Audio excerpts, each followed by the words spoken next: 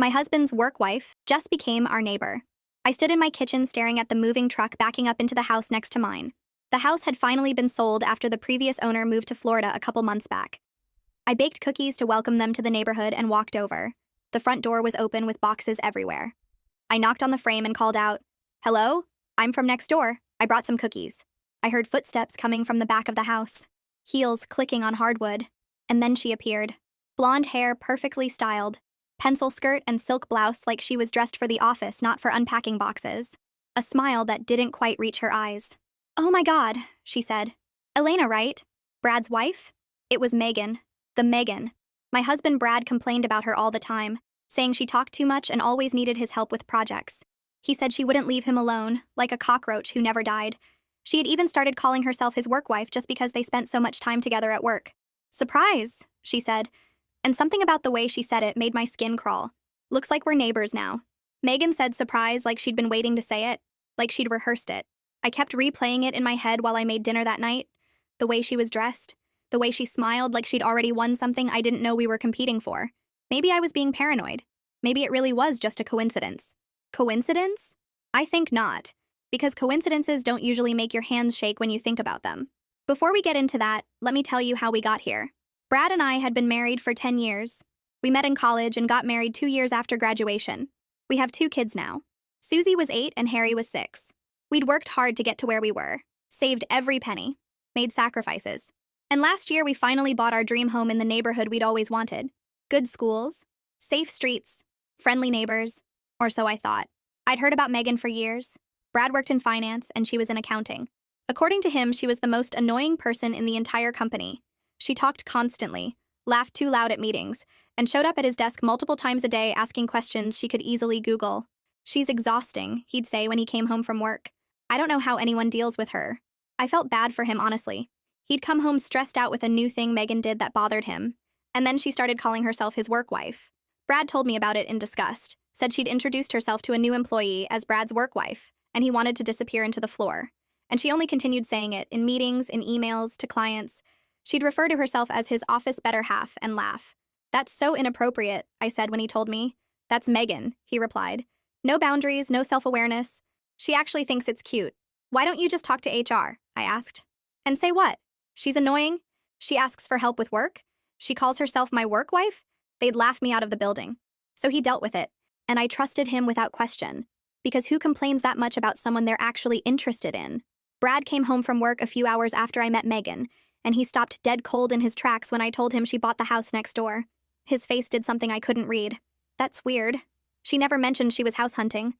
"This is going to be a problem," I sighed. "Why?" "She's just a neighbor now. It's probably a coincidence. Nice neighborhood, good schools, makes sense." He said it so casually, so dismissively, like I was being ridiculous. But that didn't make sense. Brad should have been annoyed. That's the thing I couldn't stop thinking about. For 4 years, he complained about this woman nonstop. She was exhausting, she was clingy, she wouldn't leave him alone. And now she's living 10 feet from our bedroom and he shrugged it off like I told him we were out of milk. Something was wrong with that math. Something didn't add up. And I was going to pay very close attention until I figured out what. It didn't take long for Megan to start making herself at home. Not in her house, in mine. The first time she knocked on our door was a Sunday afternoon.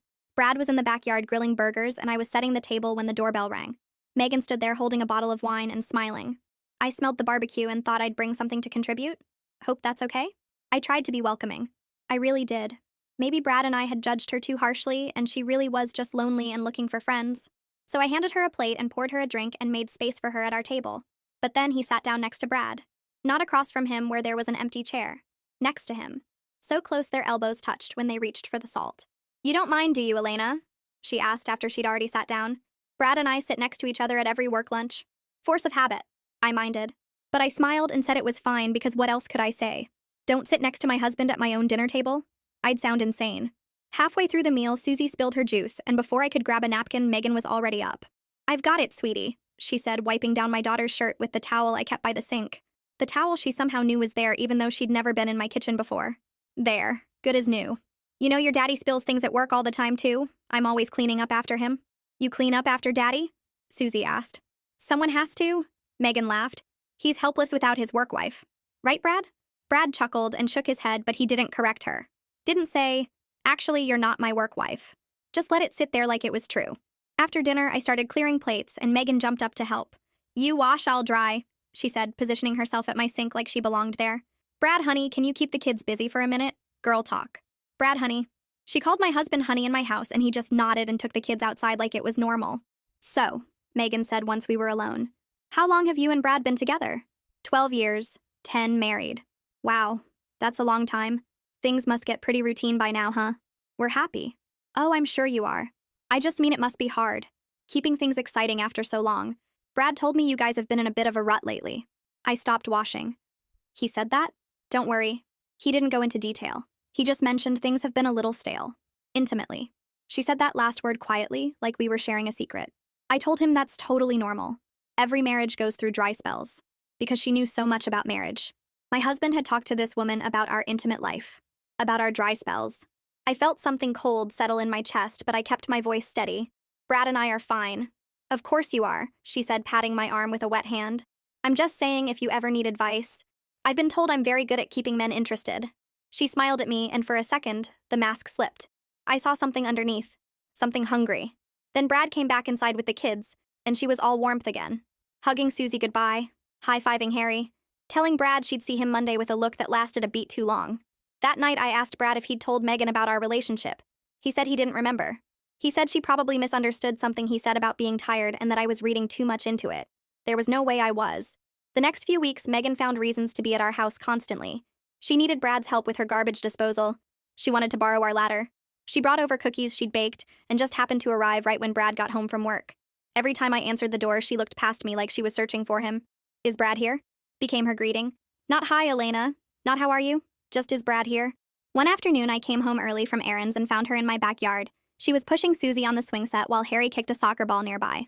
Brad was at work. I hadn't given her permission to be there. Elena, hi, she said like I was the visitor. The kids were playing outside and I thought I'd keep an eye on them. I know your sitter leaves at 3 and I saw her car pull away, so I figured I'd step in. You're welcome. I was only gone 20 minutes. You can never be too careful. There are crazy people everywhere. She hopped off the swing and smoothed down her dress. Susie was just telling me about her dance recital. I'd love to come watch, if that's okay with you. Susie looked at me with hopeful eyes. Can she, Mom? Please? What was I supposed to say? No, this woman who's been nothing but nice to you can't come to your recital because Mommy has a bad feeling? We'll see, I said, and Megan smiled like she'd already won. She came to the recital. She brought flowers. Bigger than the bouquet Brad and I brought. She sat in the front row and cheered the loudest, and afterwards Susie ran to her first. I watched my daughter wrap her arms around this woman's neck, while I stood 3 feet away holding my smaller flowers like an afterthought. She's so talented, Megan said to Brad loud enough for everyone around us to hear. You must be so proud. We are, I said. Megan didn't look at me. Brad, remember when I did ballet? I showed you those pictures from when I was her age. Susie has the same natural grace. You did ballet? Susie asked. When I was little, I could teach you some moves if you want, things they don't show you in regular classes. Mom, can she? I looked at Brad, waiting for him to say something, to back me up, to recognize that this woman was inserting herself into every corner of our lives like water damage spreading through walls. He shrugged. Could be fun. The lessons happened at Megan's house, twice a week. Sometimes Brad would walk Susie over and stay to watch, and I'd sit at home looking at the clock wondering why a 30-minute lesson took 2 hours. Megan says I'm a natural, Susie told me one night. She says I'm so good I could be her daughter. Be her daughter? This woman was crazy. I told Brad we needed to talk. I sat him down after the kids went to bed and laid out everything. The comments about our relationship, the way she showed up uninvited, the lessons, the flowers, the way she looked at him like I wasn't standing right there. He listened. He nodded. Then he said, I think you're being paranoid. I'm not paranoid. I'm paying attention. Megan is just friendly. She doesn't have family here. She doesn't have kids. She's attached herself to ours because she's lonely. It's sad if you think about it. Brad, she told me we were in a rut. She said you talked to her about our intimate life. I never said that. Then why would she? I don't know. Maybe she was fishing. Maybe she wanted to see how you'd react. And that doesn't concern you? He sighed. What do you want me to do, Elena? She's our neighbor. She's my co-worker. I can't just tell her to go away. You can set boundaries. I have boundaries. Really? Because from where I'm standing, it looks like she has a key to our life and you're the one who gave it to her. He got quiet. I could see him calculating, deciding how much truth to give me. You used to hate her, I reminded him. 4 years, Brad. 4 years of coming home and telling me how exhausting she was. How she wouldn't leave you alone. How she was like a cockroach that never died. And now suddenly she's your best friend and I'm supposed to just accept that? People change, Elena. Do they? Or were you lying to me the whole time? He ran his hand through his hair. Fine. You want the truth? I exaggerated, okay? I complained about her because that's what people do about coworkers. I vented because I was stressed and she was an easy target. But she's not actually that bad. And honestly, I feel guilty about all the things I said. I was being hateful for no reason and I'm trying to be better. Trying to be better, I said, not believing him for a minute. Yes. I'm trying to grow as a person. I'm trying to stop being so negative about people who don't deserve it. And if you can't handle the fact that I want to be a better man, then maybe you're the problem here. Not Megan. You. I stood there taking it all in. He'd flipped the whole thing around. Somehow he made me the villain for noticing, turned himself the hero for changing. And somewhere in the middle, Megan got to be the innocent victim of my paranoid housewife fantasies. Fine, I said. Fine, Brad. Be better, grow, whatever. But I'm telling you right now, something is off, and when it blows up, I need you to remember that I tried to warn you. He kissed my forehead like I was a child who'd just had a tantrum. Nothing is going to blow up. I promise. I let it go. Or I tried to. I stopped bringing up Megan's name. I stopped questioning the ballet lessons and the random visits and the way she looked at my husband. I told myself I was being crazy and jealous and maybe Brad was right. Maybe I was the problem. But 2 weeks later, I couldn't sleep. I went downstairs for water around midnight and glanced out the kitchen window like I always did. Our backyard was dark. The fence line was shadowed by the oak tree we'd planted when we first moved in. But there was movement. I squinted and stepped closer to the glass. There were 2 figures standing at the fence. Brad in his sweatpants and t-shirt. Megan in a silk robe that barely covered her butt. They were talking in low voices. I couldn't hear what they were saying, but I could see how close they were standing. I could see her hand resting on his forearm. I could see him leaning in like she was magnetic, and he couldn't help himself. She laughed at something he said and touched his chest. Let her fingers linger there for a second too long. He didn't step back. Didn't remove her hand.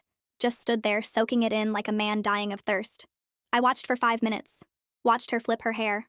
Watched him smile in a way he hadn't smiled at me in months. Watched whatever was between them pulse like a living thing in the dark. Then I went back to bed and pretended to be asleep when he came in 20 minutes later. The next morning, I waited until the kids left for school. I poured myself a cup of coffee and sat down across from Brad at the kitchen table. He was scrolling through his phone, eating toast like it was any other Friday. Like he hadn't been whispering with another woman in our backyard 12 hours ago. He looked up from his coffee. What? At the fence. With Megan. Midnight. Her in a robe. You with your hands all over each other. He set down his phone. It wasn't like that. Then tell me what it was like. I couldn't sleep. I went outside to get some air. She happened to be outside too. We talked for a few minutes. That's it. I watched you for 5 minutes. I saw everything. So don't sit there and tell me it wasn't like that when I watched it happen with my own eyes. He was quiet for a moment. I could see him running through his options. Deny harder. Gaslight more. Tell me I imagined it. Tell me I was dreaming. Tell me I was crazy. She's a touchy person, he finally said. That's just how she is. It didn't mean anything. Try again. Elena. No. I'm done accepting excuses that insult my intelligence. I know what I saw. You know what you did. So either tell me the truth right now or I'm going to assume the worst and act accordingly. The kitchen was silent except for the hum of the refrigerator. Brad stared at his coffee cup like he was hoping it would swallow him whole. I waited. I wasn't going to fill the silence for him. He'd built this hole. He could climb out of it himself. Okay, he said finally. His voice was quieter now. Smaller. I'll admit I have some complicated feelings about Megan. Complicated feelings, I repeated. Yes. I don't know how to explain it. She just gets me in a way that's different. We have this connection at work, and it carried over, but nothing happened. It's just feelings. I can't control how I feel. I just didn't tell you because I knew you'd react like this. Like what? Like a wife who just found out her husband has feelings for another woman? How exactly should I be reacting, Brad? Should I throw a party? Bake her a cake? Should we invite Bella Hadid? Thank her for keeping you entertained while I'm busy raising our children? He flinched. Good. I'm going to handle it, he said. You better. You want to be a better person? You want to grow and change and stop being negative? Start with this. Get your shit together, Brad. I mean it. And I'm not saying this for me because clearly my feelings aren't enough to motivate you. Do it for Susie and Harry. They deserve a father who's present and committed, who doesn't blow up their lives because he couldn't figure out the difference between being friendly and being unfaithful. I haven't been unfaithful. Yet. You haven't been unfaithful yet. But you're standing at the edge of that cliff, and instead of stepping back, you're checking the view. I'm telling you right now, if you go over, I'm not jumping after you. I will take those kids and I will build a life without you and I will not feel guilty about it for 1 second. He stared at me. He knew that if he actually cheated, I was going to take our kids and build a life without him, and I wouldn't feel guilty about it for 1 second. So it was up to him to grow a pair. I picked up my coffee and walked out of the kitchen, left him sitting there with his cold toast and his complicated feelings and the weight of everything he was about to lose. Here's the thing about ultimatums. You give them because you want the other person to fight for you. You want the version of them you fell in love with to show up and prove that person still exists somewhere underneath all the lies. But ultimatums are dangerous, because sometimes people do exactly what you asked. They say the right things. They make the right moves. They become everything you need them to be. And that's when you have to ask yourself the hardest question. Is this real? Or is this just a better performance? Brad came home that night with a bouquet of roses. He handed them to me and pulled me into a hug before I could say anything. We stood there in the kitchen for a long time with his arms around me and his chin resting on top of my head. "I'm sorry," he said quietly. "I've been an idiot." I didn't argue with him. I just let him hold me because fighting takes energy, and I'd spent all of mine. When he finally pulled back, his eyes were wet, and he looked like the man I'd married. Not the stranger who'd been defending Megan for months. My husband. The one I'd been waiting to come back. "I'm going to fix this," he said. "You and the kids are everything to me." "Then show me." "I will. Starting right now." He took the roses from my hand and found a vase under the sink. "Remember when I used to bring you flowers every Friday, when we were first dating? That was a long time ago. Too long. I stopped doing the things that made you fall in love with me, and then I acted surprised when you felt neglected." He filled the vase with water and arranged the roses carefully. "That ends now. Friday flowers are back. And not just flowers. All of it. The stuff that matters." The next morning, I woke up to Susie's laughter coming from downstairs. I found Brad in the kitchen flipping pancakes while Harry tried to sneak chocolate chips into the batter. The table was set. Coffee was made. Brad looked up when he saw me and smiled like nothing in the world was wrong. "Daddy's making heart pancakes," Susie announced. "He said the lumpy one is for you because you like imperfect things. That's why you married him." Brad shrugged. Her words, not mine, but also accurate. "How long have you guys been up?" I asked, pouring myself coffee. "Since 7, Brad said. "I wanted to let you sleep in. You've been carrying everything around here for months, and I've been too checked out to notice. So today, you rest. We've got breakfast handled. Right, guys?" "Right," Harry and Susie said in unison. "And after breakfast, we're going to the park," Brad continued. "Then ice cream. Then whatever Mom wants to do. Today is Elena Appreciation Day." "That's not a real thing," I said. "It is now. I just invented it." I sat down and watched them. This was what our Saturday mornings used to look like before everything got complicated. Before I started dreading weekends because it meant more time to notice things I didn't want to see. We spent the day at the park. Brad pushed Susie on the swings and let Harry climb on his shoulders, even though he always complained about his back afterward. At one point, he jogged over to where I was sitting on a bench and handed me a dandelion. "Harry picked it for you, but he was too shy to bring it over himself." I looked at Harry, who was pretending to be very interested in a squirrel. "Tell him I love it." "I will," he laughed, then grabbed my hands. "I made reservations at that steakhouse you like. Mom already agreed to watch the kids." "You called your mother?" "This morning. I told her I needed to take my wife on a proper date because I've been neglecting her." He sat down next to me. "She said it's about time and that she always knew you were too good for me." "Smart woman." "She really is." His phone buzzed once during lunch and he silenced it without looking at the screen. When I raised an eyebrow, he said, "Family day. Everything else can wait." I wanted to believe it. I wanted to sink into this version of my life and forget the last few months ever happened. But there was still a part of me waiting for the mask to slip, watching for the moment when he'd check his phone, or glance toward Megan's house, or find an excuse to step outside alone. That moment didn't come. The week that followed felt like someone had turned back time. Brad came home right after work every day. He texted me during lunch just to say he missed me. He helped with homework, and did bath time without being asked, and fell asleep next to me on the couch instead of disappearing into the garage. Megan's name didn't come up once. Not a complaint. Not a mention. Nothing. That's when the guilt started creeping in. I thought about all the dirty looks I'd given Megan, the way I'd shut her out of conversations, the coldness I'd shown her when she was probably just a lonely woman trying to make friends in a new neighborhood. She'd brought wine to our barbecue and I'd acted like she was plotting to steal my family. I brought it up to Brad one morning while he was getting ready for work. "Do you think I should apologize to Megan?" He paused with his tie half done. "For what?" "For being such a bitch to her. She probably thinks I'm completely unhinged." "You weren't a bitch. You were protecting your family. There's a difference." "I accused her of trying to seduce you because she sat next to you at dinner." "Okay, that was a little much," he admitted. "But I didn't exactly help the situation. I should have set clearer boundaries from the start instead of letting things get weird." He finished his tie and turned to face me. "She actually told me she feels bad about everything. She's been keeping her distance because she doesn't want to cause more problems." That made it worse. This woman had been tiptoeing around her own neighborhood because of me. because I'd built a villain out of overanalyzing everything and giving in to my delusions. The next day, I had off work. Vacation time I needed to use before it expired. Brad left around 8 with a kiss and a promise to bring home Chinese food for dinner. I spent the morning cleaning and thinking about what I'd say to Megan. Maybe I'd bake something, bring it over as a peace offering. We could start fresh. Around noon, I grabbed my keys and headed to my car. I needed a few things from the store anyway. I backed out of the garage and started down our street. That's when I saw it. Brad's car. Sitting in Megan's driveway. Middle of the day. Blinds drawn. I pulled over and stared at it. He was supposed to be at work. He'd kissed me goodbye 4 hours ago and told me about meetings he had scheduled until 5. But there was his car parked in her driveway like it belonged there. The roses, the pancakes, the family day at the park, the steakhouse restaurant. The dandelion Harry was too shy to deliver himself. All of it flashed through my mind, but it looked different now. It looked like a scene from a movie where the audience knows more than the main character, where everyone is screaming at the screen because they can see what she can't. I sat in my car with my hands on the steering wheel. He hadn't changed. He'd just gotten better at making me believe he had. There's a moment in every marriage where you realize you've been playing by rules that only you follow. You fight fair. You communicate. You give second chances.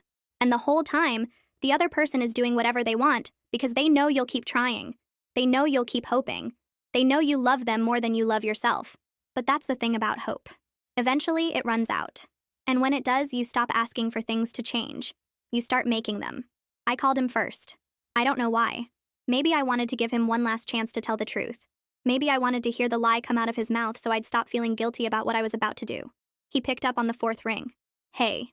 His voice was heavy, breathless, like he'd just climbed a flight of stairs. Or something else. Where are you? Work. It's crazy today. Back-to-back meetings until 5. I heard rustling. Movement. Everything okay? Yeah, just wanted to hear your voice. That's sweet, babe. He was distracted. I could tell. Listen, I gotta run. Holloway's waiting on those projections. I'll see you tonight, okay? Love you. He hung up before I could respond. I sat in my car for a full minute staring at his name on my phone screen. Back-to-back meetings. Holloway's projections. The same lies he'd been telling for months, probably. The same voice he'd used to promise me Friday flowers were back.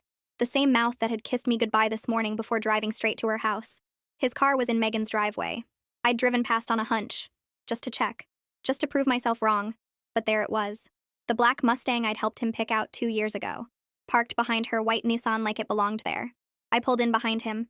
Blocked him in. If he was going to run, he'd have to go through me first. The front door was unlocked. I didn't knock. I walked in like I owned the place because in a way I did. Every late night he'd spent working.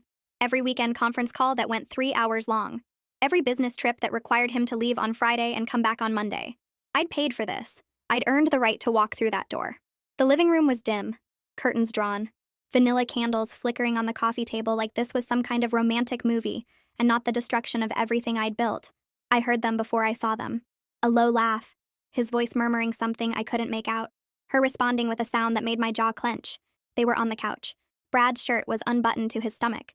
Megan was straddling him, her blouse somewhere on the floor, her hands in his hair.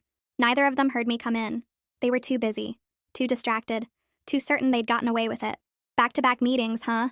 Brad's head snapped toward me so fast I thought he'd hurt himself. He shoved Megan off his lap and scrambled to his feet, his hands flying to his buttons like covering up, now would erase what I'd already seen. Elena? He said my name like it was a foreign word, like he'd forgotten I existed. What are you? How did you? Your car's in her driveway, in the middle of a Tuesday, while you're supposedly in back-to-back meetings. I leaned against the doorframe, crossed my arms. I'm not a detective, Brad, but even I can solve that mystery. Megan didn't scramble. She didn't panic. She stood up slowly, smoothing her hair like she'd just woken up from a nap. Her lipstick wasn't even smudged. She reached for her blouse and pulled it on one arm at a time, taking her time, letting me watch. You could have texted first, she said. Given us a heads up. Sorry. Didn't realize I needed an appointment to catch my husband cheating. Cheating is such an ugly word. She buttoned her blouse from the bottom up. I prefer connecting. Brad and I have a connection. We always have. I'm his work wife, after all. That phrase again. She loved throwing that in my face and he loved ignoring it. Brad stepped toward me, his hands raised like he was approaching a wild animal. Elena, listen to me. This isn't what it looks like. You're right. It looks like you were about to sleep with your coworker on her couch, but I'm sure you were just giving her CPR. Mouth to mouth. Very thorough. I'm serious. His voice dropped. Softened. The same tone he used when he was trying to talk me out of being upset about something. Megan and I were just talking. Things got out of hand. But nothing happened. You walked in before anything actually happened. Your shirt's unbuttoned and her bra's on the lampshade, but sure, nothing happened. Megan laughed. A short, sharp sound. She's smarter than you give her credit for, Brad. I told you she'd figure it out eventually. Shut up! He whipped around to face her. This is your fault. You pushed this. You moved here. You wouldn't leave me alone. Oh, please. Megan rolled her eyes. You were texting me before I even signed the lease. You helped me pick out the paint colors. You told me which side of the fence had the better view of your bedroom window. Don't act like you're the victim here. I watched Brad's face change, the panic changing to something harder, something meaner. He turned back to me with a look I'd never seen before. Or maybe I had, and I just refused to recognize it. You know what? Fine. Yes. Megan and I have been spending time together. But have you asked yourself why? He took a step closer. When's the last time you looked at me the way she does? When's the last time you made me feel like I mattered? You're so busy with the kids, with work, with your little projects. You haven't touched me in weeks. You barely talk to me anymore. What was I supposed to do? Not sleep with the neighbor seems like a good start. You created this situation. If you'd been paying attention to your marriage, so this is my fault. I nodded slowly. I made you lie to me for months. I made you sneak around behind my back. I made you bring her into our children's lives and let them get attached to the woman you were planning to replace me with. That's not what I said. That's exactly what you said. You're just mad I repeated it back without the spin. Megan moved to stand next to Brad. Close, possessive. Her hand brushed his arm like she was claiming territory. Elena, I know this is hard to hear, but sometimes marriages just run their course. It's not anyone's fault. People grow apart. Brad and I grew together. These things happen. These things don't just happen. They require lying, scheming, moving next door to someone else's family, and systematically inserting yourself into their life. I smiled at her. That's not fate, Megan. That's a plan. Think what you want. She shrugged. It doesn't change anything. You're right. It doesn't. I looked at Brad. I want you out of the house tonight. We'll figure out the rest through lawyers. Elena, wait. Brad grabbed my wrist. We can work through this. Couples survive affairs all the time. We have kids. We have a history. You can't just throw that away because of one mistake. One mistake that lasted how long? 6 months? A year? I pulled my arm back. When did it start, Brad? Before she moved here? After? Was I making you feel neglected when I was planning Susie's birthday party or when I was up all night with Harry's stomach flu? You're being dramatic. And you're being a coward. Pick one of us and say it out loud. Right now. Silence. Brad looked at me, then at Megan, then back at me. His mouth opened, closed, opened again. Megan filled the silence for him. There's something you should know before you make any big decisions. Her hand moved to her stomach, rested there. Light, almost casual. I'm pregnant. 8 weeks. Brad's baby. The room stopped. Everything stopped. I could hear the candle flames flickering, the hum of the refrigerator in the kitchen, the sound of my own heartbeat pounding in my ears. You knew? I asked Brad. She just told me, today. That's why I came over. I was trying to figure out how to handle it. His voice cracked. I was going to tell you. I swear. I just needed time to think. Time to think. I laughed. The sound was hollow. Your girlfriend's pregnant, and you needed time to think about whether to mention it to your wife. She's not my girlfriend. She's carrying your baby. I think that qualifies. Megan smiled. That same sweet, patient smile she'd used at every barbecue, every school event, every conversation where she'd pretended to be my friend while planning to take everything I had. This doesn't have to be a disaster, she said. Plenty of families make blended situations work. Brad can be there for you and the kids and still be involved here. We're all adults. We can figure this out together. Together. I stared at her, at the hand on her stomach, at the satisfaction in her eyes that she couldn't quite hide. You planned this. The move, the pregnancy, all of it. I saw what I wanted and I went after it. That's not a crime. No, it's just pathetic. I turned to Brad. Don't come by my house. Don't call. Don't text the kids some explanation about needing space. You figure out what you're going to tell them and then we'll talk. I walked out without waiting for a response. I could hear Brad calling my name. I could feel Megan watching from the window. 10 feet of grass between her door and mine. 10 feet I'd walked 100 times bringing cookies and making small talk and trying to be a good neighbor. She could have the 10 feet. She could have Brad. She could have whatever scraps of a life they managed to build together. Pregnant. She was pregnant. Megan stood there with her hand on her stomach like she'd already won. Like that baby was a checkmate and I was supposed to tip over my king and walk away. Brad couldn't even look at me. He knew what he'd done. He knew there was no explaining this away. But here's what neither of them understood. A baby doesn't save a sinking ship. It just means there's one more person on board when it goes down. And I was done drowning for people who wanted to watch me sink. I had lawyers to call. I filed for divorce at 9:03 the next morning. The courthouse opened at 9. I was the first person through the door. The clerk barely looked at me. She'd seen 1,000 women like me walk up to that counter. Tired eyes, clenched jaw, wedding ring still on because taking it off felt like admitting defeat and keeping it on felt like a joke. She handed me the paperwork without asking questions. I filled it out in the lobby with a pen I'd stolen from Susie's backpack. Irreconcilable differences. That's what the form called it.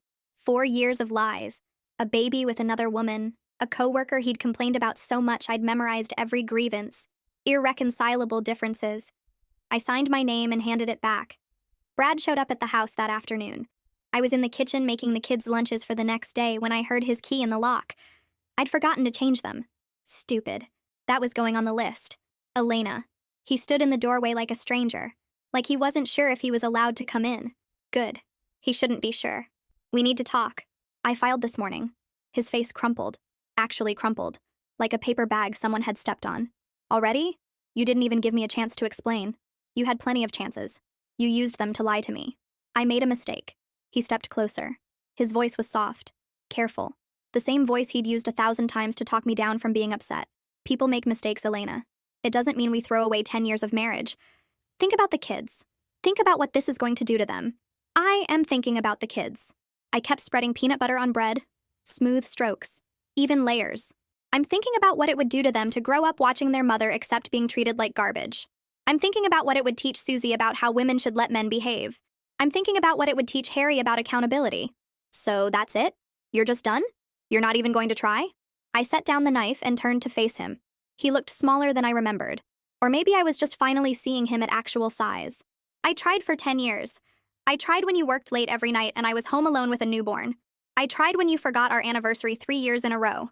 I tried when you complained about Megan constantly and I listened and sympathized and never once suspected that the reason you couldn't stop talking about her was because you couldn't stop thinking about her. His jaw tightened. That's not fair. Isn't it? I laughed. The sound surprised both of us. 4 years, Brad. 4 years of Megan's so annoying and Megan won't leave me alone. And Megan's like a cockroach who won't die. You know what I think now? I think you were mad. Not at her. At yourself. Because you wanted her and you knew wanting her made you a bad person. So you complained about her instead. Made her the villain. Made yourself the victim. And I bought every word of it because I trusted you. You're twisting everything. I'm seeing clearly for the first time in years. He changed tactics. I watched it happen in real time. The softness melted away. Something harder took its place. Fine. You want a divorce? Let's talk about what that actually looks like. I make more money than you. I can afford a better lawyer. You really want to drag this out in court? You really want the kids to go through that? Are you threatening me? I'm being realistic. He shrugged. You file for divorce? You're not just leaving me. You're leaving the life I provided. The house, the cars, the vacations. You think you can maintain all that on your salary? I picked up the knife again. Went back to the sandwiches. I think I'd rather live in a studio apartment with my dignity than in a mansion with a man who sleeps with the neighbor and blames me for it. Elena? Get out. I didn't raise my voice. I didn't need to. The kids will be home in an hour. I don't want them to see you here. You can pick them up on Saturday supervised at my mother's house until we figure out a real schedule. He stood there for a long moment. I could feel him weighing his options, trying to figure out an angle that would work. There wasn't one, so he left without another word. The divorce took 4 months. 4 months of lawyers and paperwork and custody negotiations, and Brad showing up to every meeting with a new strategy. First he tried remorse, then he tried anger, then he tried making me look unstable. His lawyer brought up my erratic behavior and paranoid accusations. My lawyer brought up the text messages I'd subpoenaed from his phone. 14 months of conversations with Megan. Explicit photos. Plans to leave me once Harry started kindergarten so it would be less disruptive. The judge gave me primary custody. Brad got every other weekend and Wednesday dinners. He also got the privilege of paying child support for 2 households now, since Megan's baby was due in 5 months.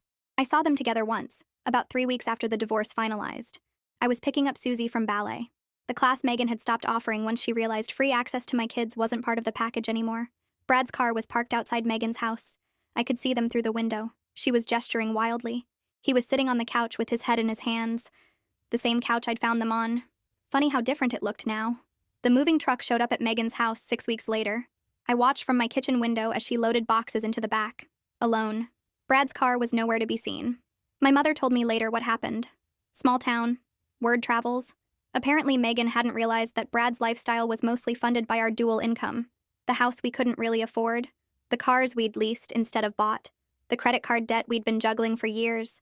She thought she was getting a successful finance guy with a nice house and a stable future. What she got was a man paying child support to 2 women, living in a 1-bedroom apartment, and crying into his beer about the family he'd thrown away. She left him 3 weeks before the baby was born. I don't know where she went. I don't care. The house next door sat empty for 2 months before a nice older couple bought it. They brought me cookies the day they moved in. I almost laughed. Brad still picks up the kids every other weekend. He's thinner now, quieter. The charm that used to work on everyone doesn't seem to fit him anymore. Susie told me he cries sometimes when he thinks she's not looking. Harry asked me last week if Daddy was sad because of something he did. I told him no. Daddy was sad because of something Daddy did. And that's an important difference.